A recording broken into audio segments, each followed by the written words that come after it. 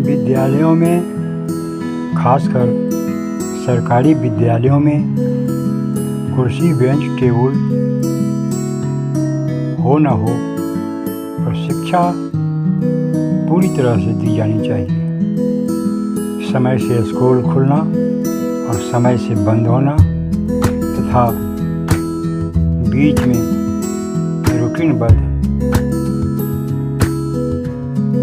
पाठ्यक्रम के अनुसार पढ़ाई होनी चाहिए और इसमें पढ़ाना, बताना, समझाना, लिखाना, याद करवाना और सुनना भी चाहिए। ये सब कार्य आज सरकारी स्कूलों में लगभग बंद है।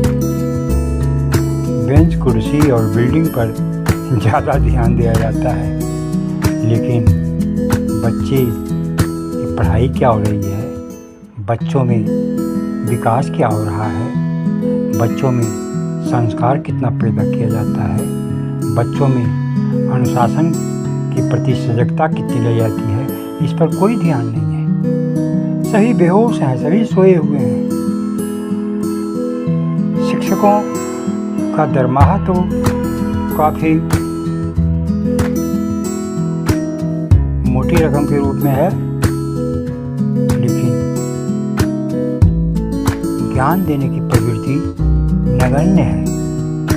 क्या इससे राष्ट्र का उद्धार हो सकेगा? क्या इसके कारण राष्ट्र का कभी विकास हो सकेगा? क्या इसके कारण कभी समता और समानता की भावना समाज में पैदा हो सकती है? क्या इसके कारण नैतिकता, चरित्र, संस्कार, संस्कृति का कभी विकास हो सकता है? अरे इन मुद्दों पर ज़्यादा ध्यान दो। कुर्सी नहीं है और बेंच नहीं है और टेबल नहीं है और बिल्डिंग नहीं भव्य बना हुआ है। बिल्डिंग भव्य बन जाएंगे तो क्या शिक्षा हो जाएगी? बिल्डिंग की पढ़ाई शुरू कर देगी। बेंच कुर्सी लगने से विद्यार्थी इंटेलिजेंट हो जाएंगे।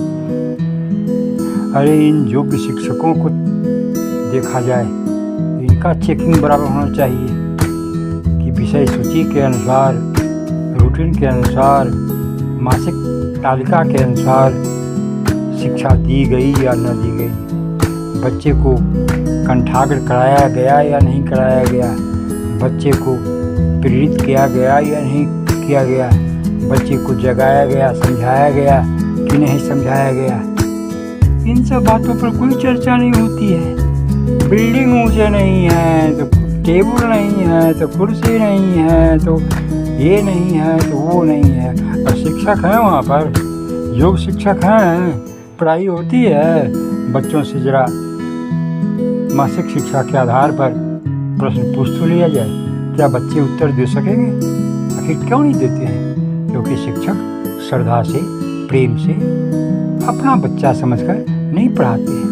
वही तो समझते हैं कि गांव का बच्चा आ गया है, कंगालों की यहाँ भीड़ है, अमीर तो सब प्राइवेट जाते ही हैं, ये लोग भी चले जाते तो मुझे बैठे बैठे गप्पे लड़ाने में मज़ा आता और पैसे भी तो मोटे रकम मिलेंगे ही।